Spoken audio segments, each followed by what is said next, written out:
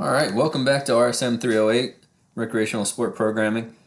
Today what we're going to start getting into is the tournament formats and kind of understanding how the different formats impact the way that the tournaments run, and looking at kind of the background decision making when it comes to deciding which tournament is going to be the most effective for you to work with.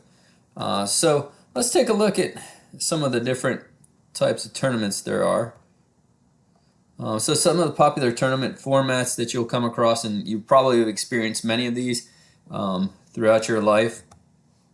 One of the most common ones that you'll come across is usually the round robin tournaments.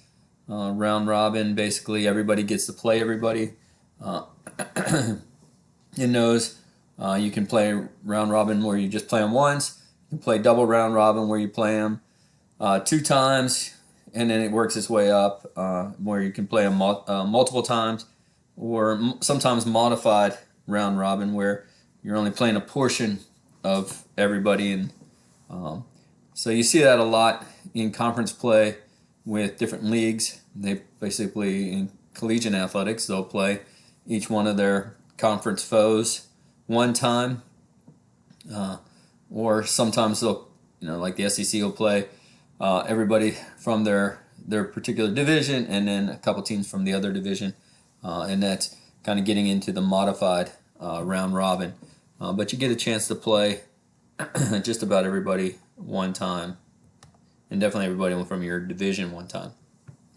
Elimination tournaments, you've probably also been confronted with that. Elimination tournaments are, you can have single elimination where it's one and done, like the March Madness and the NCAA tournament. You'll find it also double elimination, where you have at least to prolong the tournament, where you get a chance to lose more than once, and you get a chance to lose twice before you're knocked out. And then there's the consolation tournaments, it's kind of a modified, where you play, and if you lose from the winner's bracket, you go down into the loser's bracket, and you just stay down there. You don't ever get to come back up into the winner's bracket or compete for the overall tournament. You kind of have a consolation tournament. So it gives the people an opportunity to play at least 2 games instead of just one. Challenge tournaments, certain sports, a lot of the racket sports are based upon, or will do challenge tournaments, particularly if you're a member of a club. You'll usually play ladder tournaments or pyramid tournaments where you get to challenge the person above you or 2 spots above you, and if you win, you go up and move into their spot, and they move down into your spot, and so forth. So you get an opportunity to challenge other people and play them. Other types of tournaments, meets, oftentimes track and field, swim meets, gymnastics, cross country, etc. You'll hear them referred to as meets. And then there's also special events, and special events are road races, ice skating, ski and ski-boarding races, golf outings, types of tournaments that you might play that fall into this special event. And a lot of times, golf has their specific, whether it's,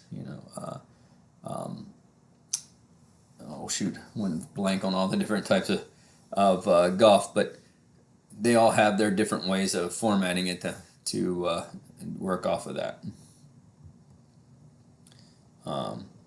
So determining factors for tournament design, things to keep in mind basically when you're trying to decide what type of tournament is going to be the best for you in that particular situation. So one thing you have to look at is the objectives. What's the purpose of our tournament? Is it to determine a winner quickly? Is it to get maximum participation in there? Is it encourage social interaction, improve social sports skills, provide an equal number of matches for everybody? Those are the things you have to keep in mind as you're setting up a tournament.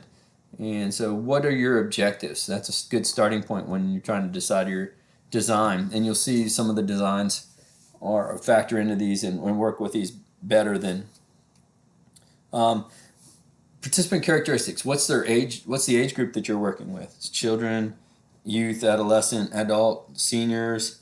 What's the gender?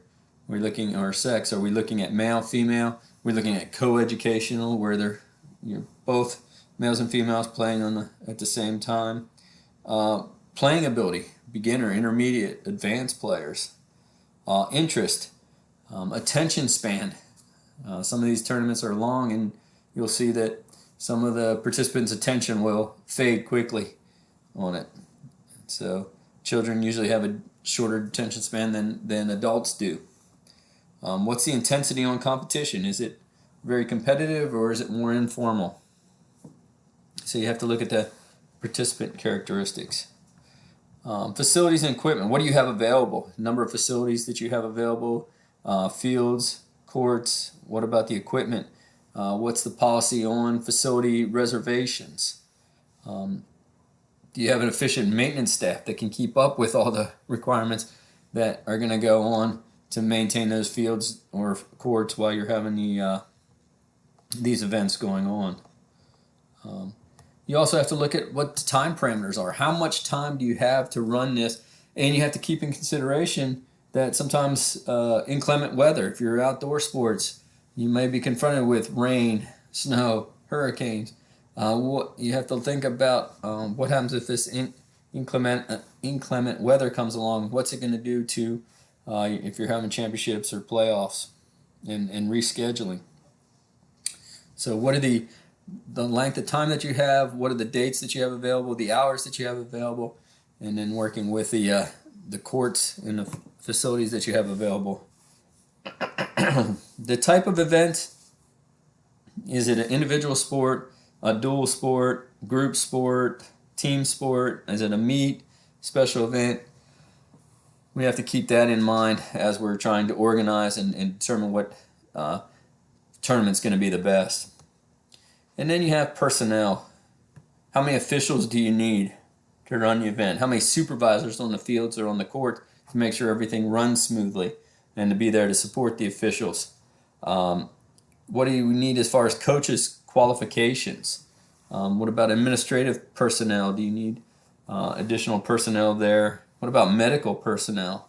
And then the big thing is, what about how you're going to fund all these the personnel that's going to be there? So that plays a part in helping you determine which tournament's going to be the best. And lastly is just some other factors, and other factors such as budget, promotion, and publicity, being able to control the program and having control there. Spectator or crowd control may be a factor in which tournament's going to be the best and function best for you. So, kind of putting all these together, and as we talk about the different tournaments and the designs, you'll see that some of them work better with these stipulations and guidelines, but it's something to keep in mind whenever you're creating your event. What your, starting with what's your purpose, and then looking at who your audience is going to be, and then availability of time as well as facilities and equipment will help you make a decision about which one's going to be the best. So we're going to start talking a little bit about round robin tournaments and looking at round robin tournaments. One of the most common tournaments that you're going to come across. Most leagues are set up as round robins and basically round robin tournaments.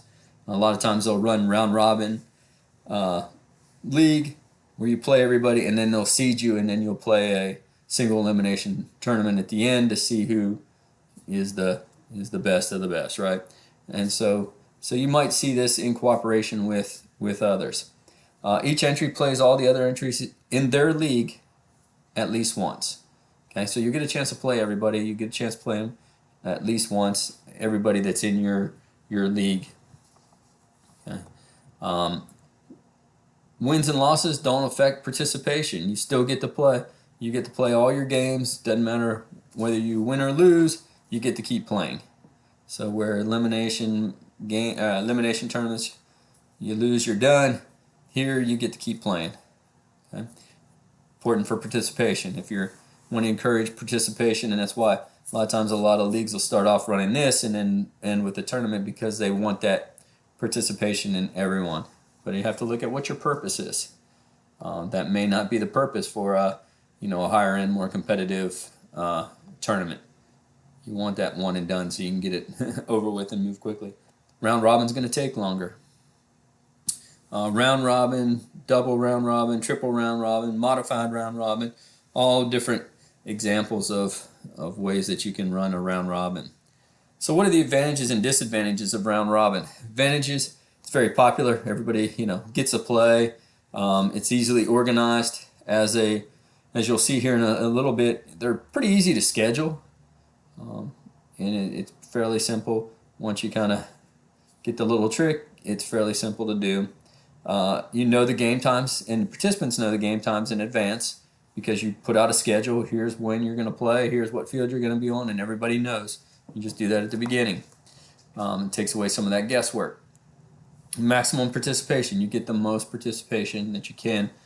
So if one of your purposes is getting maximum participation, round robin's a good way to go about doing it.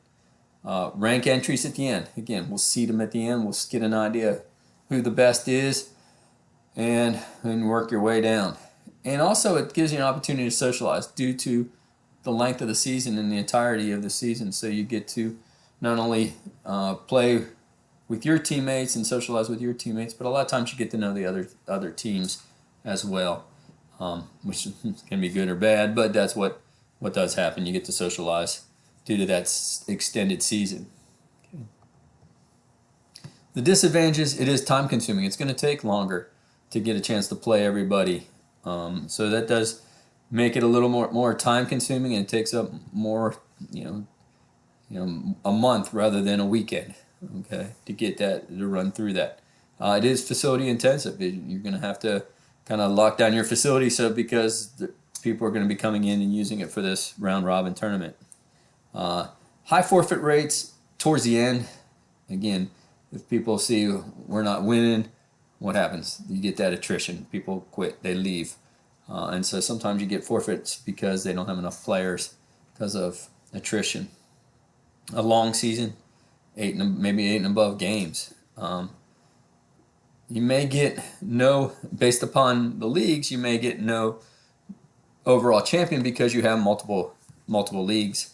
And so League 1 doesn't get to play League 2, which doesn't get to play League 3, so you never know who the best of the best is. And there's a possibility of leagues ending in a tie. So you might have a team, or several teams coming up with the same win-loss record, and they end in ties. Again, what's your purpose? Is it about participation? That's not a big deal then. If it's about, honoring the best for their competition, then you might run into issues. And that's again why they a lot of times will run a single elimination after the league is over or the round robin part is over. Some of the terminologies you'll come in. A tournament is the overall event. So we might run a round robin tournament, double elimination tournament. Tournament is that overall event, maybe a soccer tournament with 100 teams in it. Division is how we refer to the units of participation. So we might have a women's division, a competitive division, a residence hall division, kind of like what we saw in that example I gave you of the flag football from Ole Miss. The high AAA, the best division, and then a 1AA, or 1A, a 1AA, working its way down with the level of competition. Okay. And then the league is the group of that groups that entries are put into. So we might have 20 leagues of 5 teams. So we might have men's resident hall 1, men's resident hall 2, men's resident hall 3.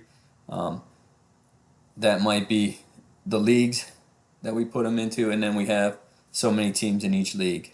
In this case, 20 leagues of 5 teams. So we have 5 teams in that men's resident hall 1, 5 teams in men's resident hall 2, and so forth as they work their way down. Now this becomes important as we move to the next step and we start trying to figure out how many fields do we need, how many teams can we have in this tournament, how long is it going to take us.